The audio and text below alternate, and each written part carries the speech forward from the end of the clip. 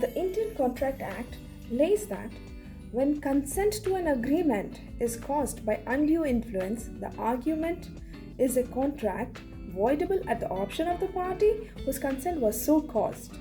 Any such contract may be set aside either absolutely or if the party who was entitled to avoid it has received any benefit thereunder upon such terms and conditions as the court may deem fit.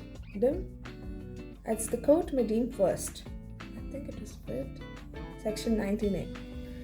Further, Section 64 and 65 of the Indian Contract Act are also based on the doctrine he who seeks equity must do equity.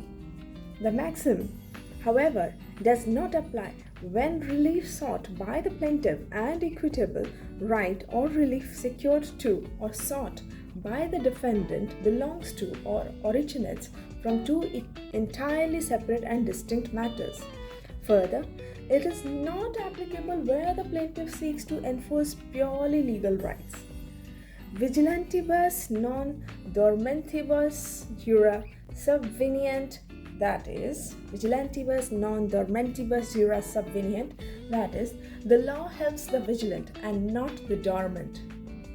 That's kind of everywhere. Those who are vigilant, very smart.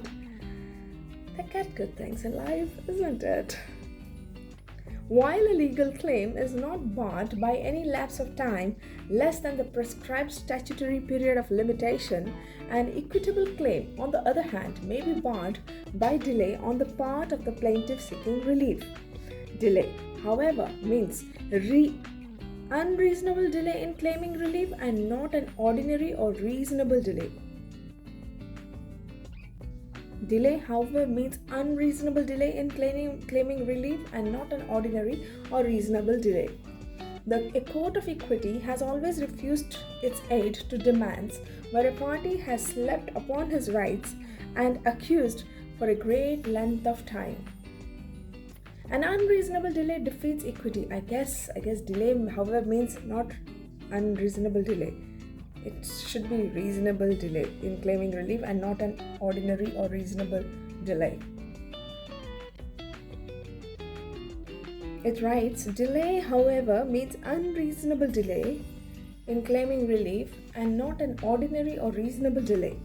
A court of equity has always refused its aid to demands where a party has slept upon his rights and accused for a great length of time.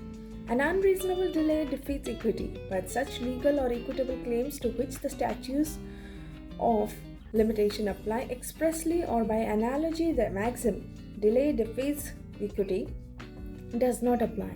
In such cases, delay so far as it is within the statutory period will not defeat a claim.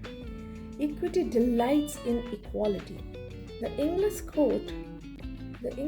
Court of Chancery incorporated into the equity jurisprudence of English law the concept of equitas, that is, the notion of equality and impartiality as conceived by the Roman jurists.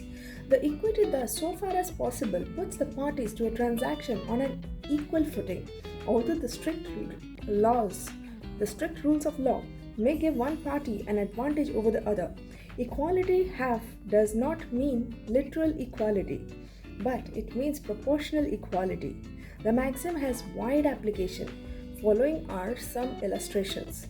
In case of the assets of insolvent debtor, equity insists on a rateable distribution by abolishing preferential treatment of certain creditors. So it's very important. The maxim has wide application. Following are some illustrations. 1. In case of the assets of insolvent debtor, equity insists on a rateable distribution by abolishing preferential treatment of certain creditors. A creditor having a single clause against several debtors can realize the debt from any of such debtors, but the debtor who had thus been compelled to pay the debt in full, though without any remedy against his co-debtors, could in equity claim contribution from them in order that the burden passes equally. Third, in a case where there are two creditors of the same debtors and one creditor has a right to resort to two funds of the debtor, the other creditor has a right to only one of them. The court, on basis of the maxim, shall, as marshal the funds, that both the creditors are paid as much and as far as possible. Place of the maxim in Indian context. The Code of Civil Procedure, Section 48, provides that where assets are held by a court and more persons than one have, before the receipt of such assets, made application to the court for the execution of decrees for the payment of money passed against the same judgment debtor and have not obtained satisfaction thereof, the assets, after deducing the costs of realization, will be reliably distributed among all such persons. Other provisions giving effect to the maxim are Section 42 of the Indian Contract Act, that applies the principle of tenancy in common. Section 43, Section 63 to 70, Section 146 to 147 of the Indian Contract Act, and Section 82 of the Transfer of Property Act, laying provisions relating to contribution.